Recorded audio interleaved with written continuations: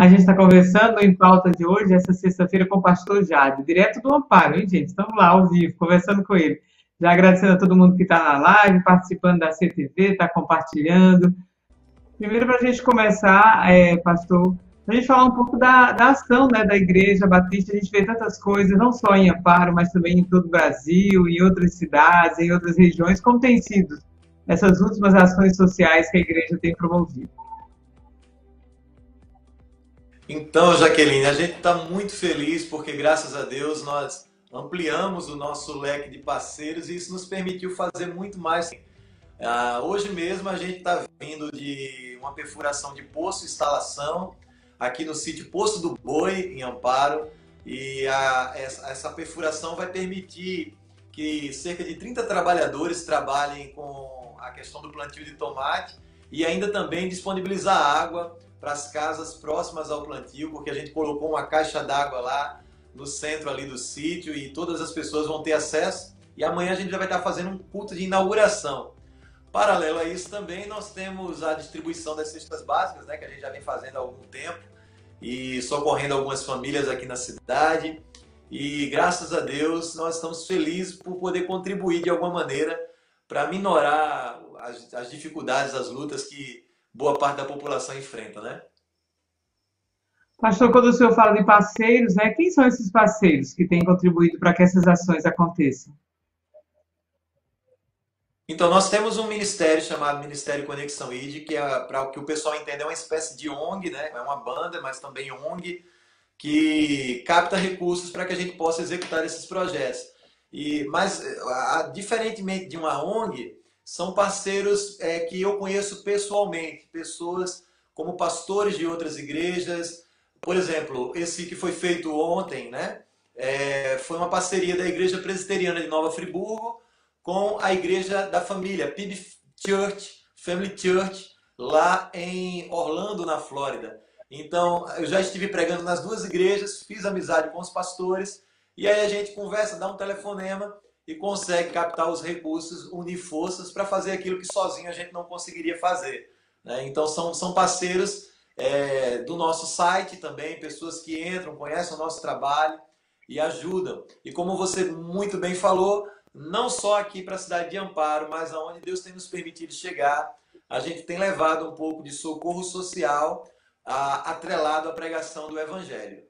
Agora, como vocês descobrem essas necessidades? O senhor vai antes, conversa com a comunidade, ouve as pessoas, como descobrir essa real necessidade desse trabalho social para que vocês consigam atender exatamente aquilo que está faltando nas comunidades? Na verdade, isso é fruto de um convívio com a comunidade. Geralmente, quando a gente vai pregar, é convidado para pregar em alguma igreja, a gente vai 2 dias antes ou fica 2 dias depois, né? E isso nos permite visitar a zona rural, conhecer a realidade daquele lugar. A gente não chega assim como um salvador da pátria que quer fazer alguma coisa, mas aonde Deus nos permite chegar, a gente crê que Deus nos permitiu por alguma razão.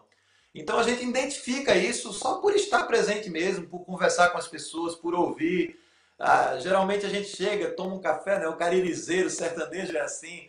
Vamos tomar um cafezinho, aí começa a conversar, aí pergunta como é que é a vida. Ah, meu filho, aqui é muito ruim de água, aqui a gente tem dificuldade porque a gente tem água, mas é salgada. E aí a gente tenta descobrir aquela carência na conversa, no dia a dia, no trato. E aí a gente vê como poderia resolver ou minorar essa dificuldade, né?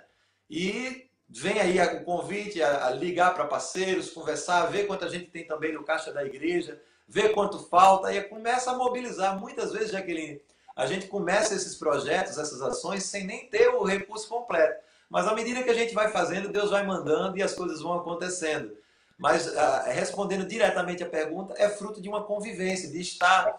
Vou contar o desse poço de Amparo, que acabou de. Eu até me atrasei um pouquinho para a live por causa disso. Eu estava num culto de domingo aqui na igreja, e aí a pessoa chegou e disse: Pastor, a gente trouxe uma oferta para a igreja. Aí eu falei: oferta para a igreja? Mas não está na hora do ofertório. Não, é uma oferta diferente. Aí quando eu fui lá fora, eu vi que eram 2 caixas de tomate. Aí eu falei: puxa vida, essas caixas de tomate vieram de onde? Eu falei: é um plantio de tomate que a gente tem, pastor. E a gente sentiu o desejo no coração de ofertar para a igreja. Aí a gente, como tem as cestas básicas que a gente distribui, eu fiquei pensando, o que é que eu vou fazer com as tomates? Coloquei, fiz uns saquinhos, né? e a gente colocou tomate em todas as cestas básicas, né? Com um saquinho à parte, e também doou para os irmãos. Ele falou, ó, irmão, depois do culto tem tomate para todo mundo. Só que aquilo ficou, mas de onde veio essas tomates? Eu quero conhecer esse plantio. Aí fui lá no plantio, aquela macharada trabalhando, colhendo, aquela coisa bonita de ver, porque no nosso Cariri, né, Jaqueline, emprego e trabalho é uma coisa que não é tão fácil. E você vê aquilo acontecendo, você enche os olhos e vê, puxa, tá acontecendo, tá dando certo.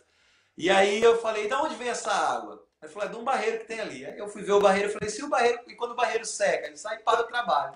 Falei, então, identificamos uma necessidade, precisamos de um poço.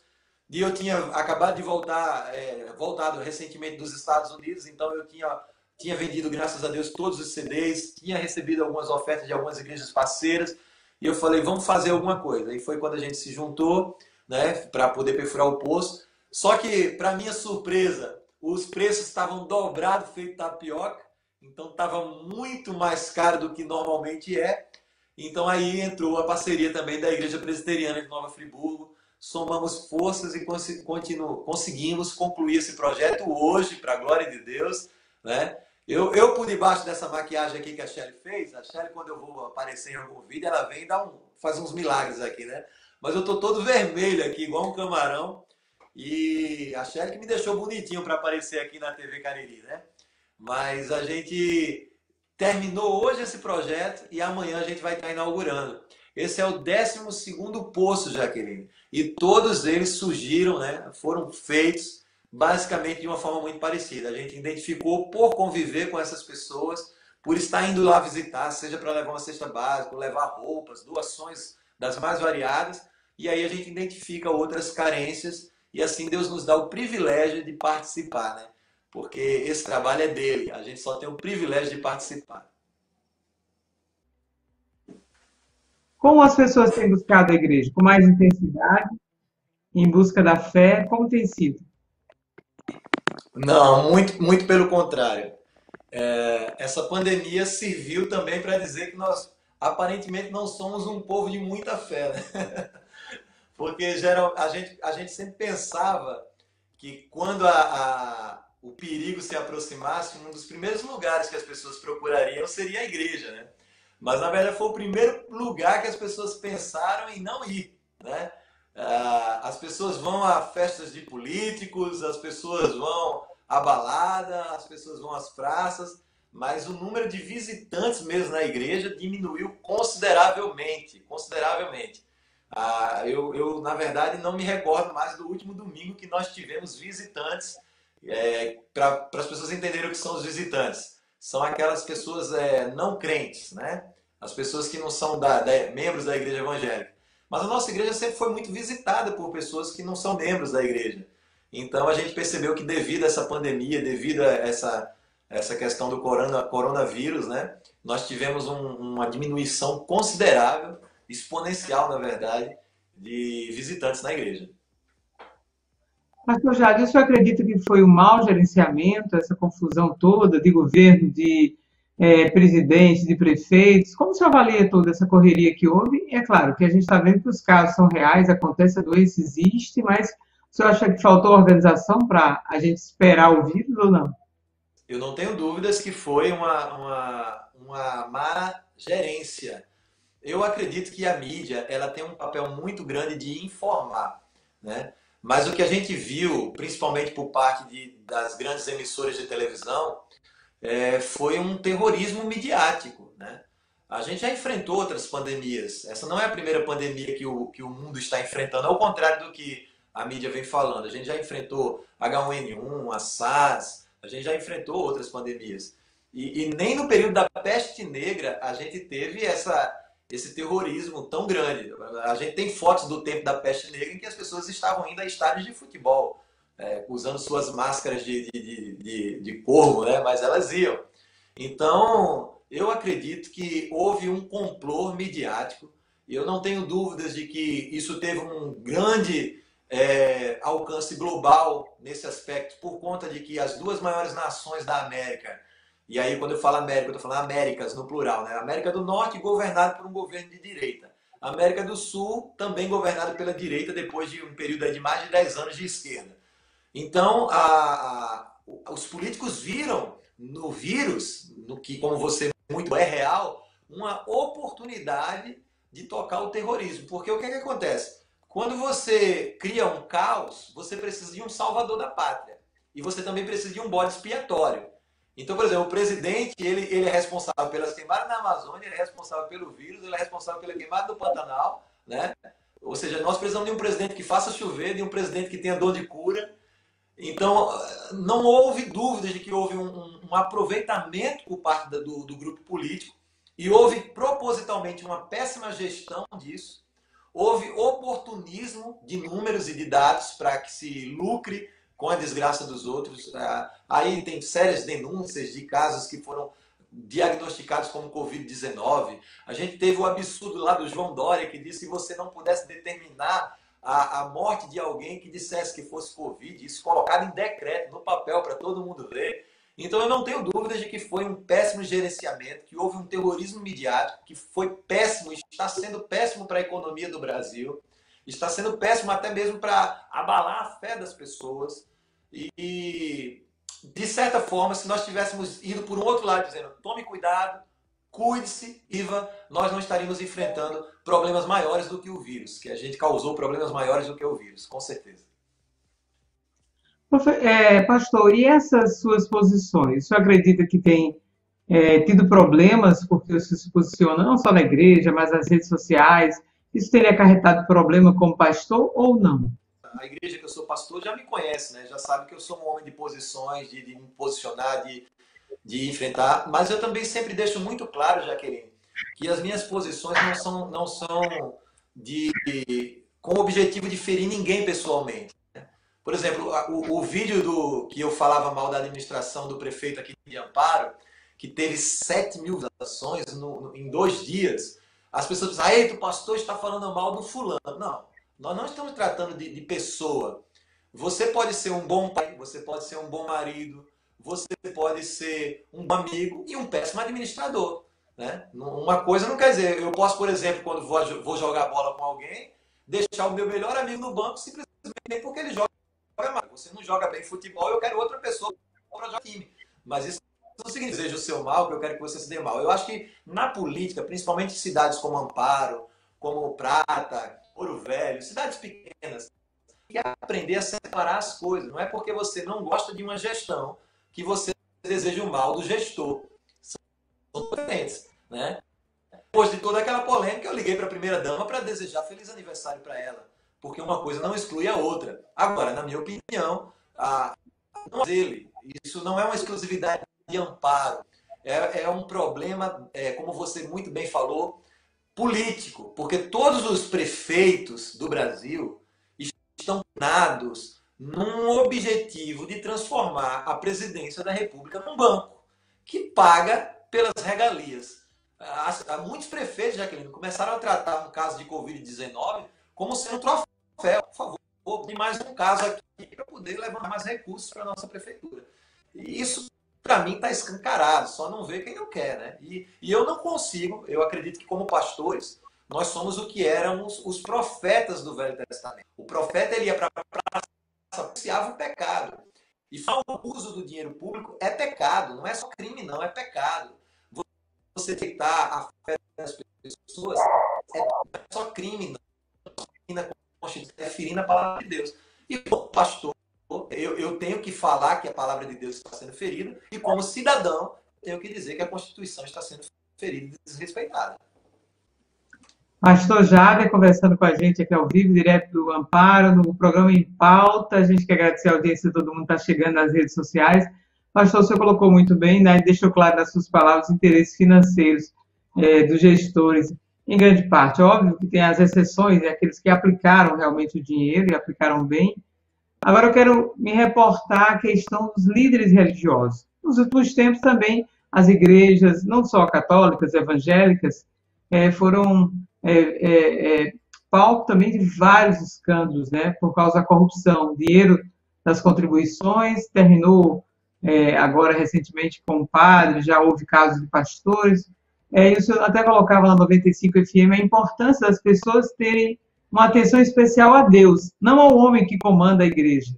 O senhor continua também nessa retórica? Sim, com certeza. E não é só retórica, é uma fé que eu tenho de que se eu creio em Deus, nada nem ninguém, nem mesmo aqueles que consideram embaixadores de Deus, podem a minha fé em Deus. Porque eu posso falhar com você. Eu, como pastor, pecar e vou errar, porque eu não sou perfeito. Mas o Deus a quem eu sirvo é perfeito. E nele não há sombra de erro, nele não há dúvida, e é a ele que nós servimos. Né? Mas, por outro lado também, Jaqueline, eu acho que existe uma responsabilidade humana. Nós damos muito foco ao homem. Né? A gente aplaude demais certas coisas, porque a gente vive num mundo em que a gente está tão acostumado a ver coisas erradas que quando alguém faz o que é certo, a gente considera extraordinário. E não deveria ser assim. Na verdade, isso deveria ser rotina, fazer o que é certo, cuidar do outro, fazer o bem. Por outro lado também, a gente precisa ter o olho mais apurado, não se deixar enganar. Porque existem coisas que são, às vezes, muito evidentes, sabe, Jaqueline? E que, infelizmente, esse é o lado ruim da nossa, vamos falar assim, da nossa liberdade. Se você que está me assistindo agora, se você, por exemplo, quiser alugar um prédiozinho agora em Sumé e colocar assim, Igreja Evangélica da Jaqueline, e você dizer, eu sou pastora Jaqueline, você pode fazer isso, nada vai lhe impedir de fazer isso. Né? E isso causa um mal terrível, porque veja bem, essa cirurgia, a gente procura saber quem é o cirurgião, se ele já operou outras pessoas, pensar com essas pessoas, e aí, como é o doutor, como é que foi sua recuperação, se ele é formado, se formou aonde. Ou seja, eu não entrego o meu corpo nas mãos de qualquer pessoa. E eu vou querer entregar o meu espírito na mão de qualquer um. Né? Então, o que a gente vê por aí? Várias pessoas que se auto-intitulam pastoras. Era o caso da Flor de Lis. Flor de Lis formada em teologia. Flor de Lis não era representante de nenhuma evangélica histórica. O próprio ministério dela, o nome da igreja dela era a Igreja da Flor de Lis. Ministério Flor de Lis. Ou seja, quando você começa a perceber que as coisas estão direcionadas para o homem, depois eu sou pastor da Igreja Batista. A Igreja Batista é uma igreja que nasceu com a reforma protestante. A igreja presbiteriana é uma igreja que nasce com a reforma protestante. A igreja luterana nasce com a reforma protestante. Eles que estão aí há centenas de anos fazendo um trabalho que, claro, ao longo de suas histórias, muitos homens caíram. Mas coloque na balança o nível de escândalos que acontecem com igrejas reformadas para com essas igrejas tidas como neopentecostais, igrejas que nascem no quintal de alguém, que nascem na garagem de alguém. Nós temos que ter muito cuidado com isso. A própria Igreja Católica também, não é justo que a gente agora lance holofotes negativos sobre a igreja, porque é uma igreja que tem anos de história, né? Uma igreja que vem da igreja primitiva. A gente não pode agora o padre Robson, né?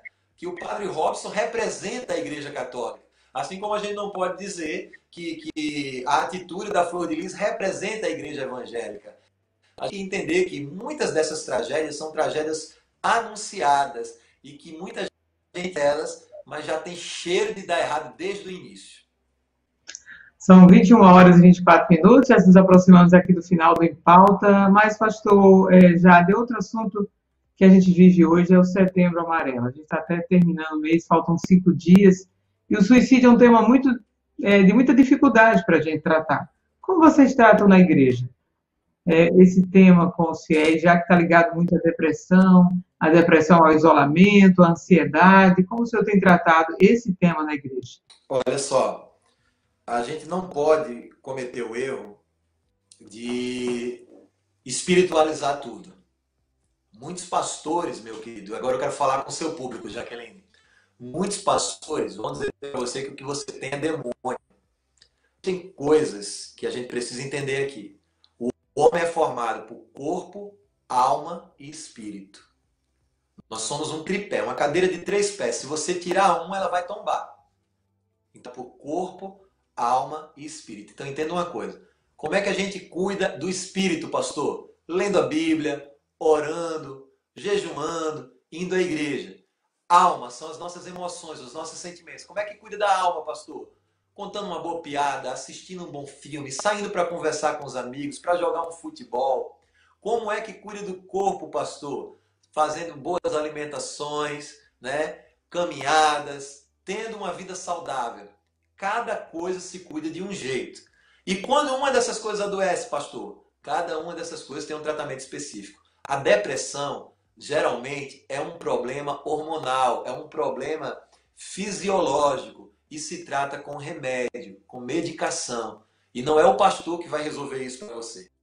É um médico, é um profissional adequado. Agora, quando nós entendemos que a nossa vida é um tripé, estes profissionais juntos podem ajudar de uma maneira ainda maior, porque você vai estar tratando o seu corpo como um todo. Enquanto você vai ao culto, orar, conversar com Deus, ler a Bíblia, aprender a palavra, o profissional também vai passar uma medicação para você. E cada vez mais você vai ficando independente dessas medicações, mas no tempo que o doutor vai dizer. Então se cuide, se trate. Essa é a primeira palavra que eu quero dizer para você que está num processo de cura da depressão. Agora, para você que está afundado na depressão, eu tenho uma palavra de Deus para você. João capítulo 10, versículo 10 diz: eu vim para que vocês tenham vida e tenham vida com abundância. A morte está nas mãos de Deus. Não é uma decisão sua decidir quando a sua vida acaba, porque não foi uma decisão sua decidir quando ela iria começar. O mesmo Deus que lhe deu essa vida é o mesmo Deus que pode restaurar a sua vida, restaurar a sua alegria, restaurar a sua paz. E Ele tem meios para fazer isso. Então tire esses maus pensamentos da sua cabeça, procure ajuda profissional, procure um bom amigo para conversar, sabe? Talvez você não tenha forças para se levantar sozinho, mas você não precisa estar sozinho. Não se isole, não fique solitário. Procure alguém para conversar, para desabafar. Procure um bom pastor, procure um profissional para seguir o tratamento que ele vai lhe receber. E tenha certeza que a vida abundante de Deus vai na sua vida. Em relação, Jaqueline, para responder a questão do suicídio para você, nesse aspecto realmente muito delicado, as pessoas perguntam: pastor, o fulano matou, o fulano que fez isso, ele está onde? Nós não estamos aqui para dizer quem foi para qual lugar ou para tal lugar, se foi para céu, se foi para inferno, porque pastor, padre não é Deus. A nossa vida que nós partimos está nas mãos de Deus, é Deus quem decide o que acontece. No lugar de pensar na morte, pense na vida, porque Deus tem vida abundante para você, em nome de Jesus. Pastor, por fim, né, eu estou vendo que a gente está chegando já ao final, às 21 horas e 28 minutos. Eu lembro de um post seu nas redes sociais, sempre acompanho, quando o senhor colocava que a gente deve fazer política criticando ideias, né, propostas e posições, para que a gente possa evitar essas agressões nas redes sociais, nos grupos de WhatsApp. O que você diria para essas cidades que estão agora ouvindo a gente, as pessoas que ouvem a gente, para que a gente possa respeitar quem vota de um lado, quem vota do outro, e poder chegar ao final, claro, escolhendo os melhores gestores para os nossos municípios? Lembre que política é passageiro. As pessoas vão ficar aí. Então é muito ruim, desconfortável você ter que conviver com alguém. Lembre-se que o político, ele é pai de alguém, ele é filho de alguém, ele é irmão de alguém. Então respeite o ser humano. Se você não vota em alguém, você tem todo o direito de dizer por que não vota. Fale dos projetos, fale do que você acha que é melhor, mas faça isso com dignidade à pessoa humana. Respeite as pessoas, critique as ideias e não as pessoas. Tá bom, pessoal? Como eu falei aqui no início, vamos dar uma aula de democracia para os outros. Sabe, se você não vota no mesmo candidato que alguém, isso não lhe impede de frequentar a mesma igreja que a pessoa, isso não lhe impede de frequentar o mesmo clube que a pessoa, isso não lhe impede de dizer bom dia, boa tarde, boa noite. Se a dona do restaurante que você costumava ir não vota no mesmo candidato que você, isso não lhe impede de ir lá e dizer: opa, essa comida está uma delícia, que coisa boa. E quando a política acabar, se lembre de uma coisa, que aquele candidato que ganhar, ele é o seu prefeito, ele é o seu vereador. Mesmo que você não tenha votado nele, torça para dar certo. Porque se der certo, vai dar certo para todo mundo. Nós não podemos torcer pelo pior. E eu creio que nós, carinizeiros, temos condições de dar uma aula para o Brasil como se faz democracia com respeito, com irmandade, com fraternidade. Pastor Jade, muitíssimo obrigada, viu, pelo convite. Sei das suas ocupações, que saiu aí do culto para nos dar atenção aqui na CTV, sua TV de conteúdo. Compartilhe as nossas redes sociais. Desejo um bom final de semana para a família, para a esposa, para as crianças. Um grande abraço, boa noite, muitíssimo obrigada. Amém. Eu que agradeço, Jaqueline. Obrigado a cada um de vocês que nos acompanharam aqui. E para nós é sempre um privilégio. Você sabe que eu admiro demais o seu trabalho. Você é uma referência profissional aqui em todo o Cariri da Paraíba. E olha, está chegando cada vez mais longe. Louvado seja Deus por isso. Deus abençoe o nosso Cariri, Deus abençoe o sertão de Pernambuco, Deus abençoe o Nordeste. Amém, pastor. Olha, gente, a CTV continua com você, claro, nas melhores redes sociais. Você segue os nossos aplicativos, compartilha as nossas programações. E o Em Pauta volta sexta-feira, em mais uma edição às 9h. Boa noite a todo mundo. Fiquem em casa. Os casos de Covid não foram poucos, hoje isso é. Cuidados redobrados para não pegar doença. Boa noite a todos.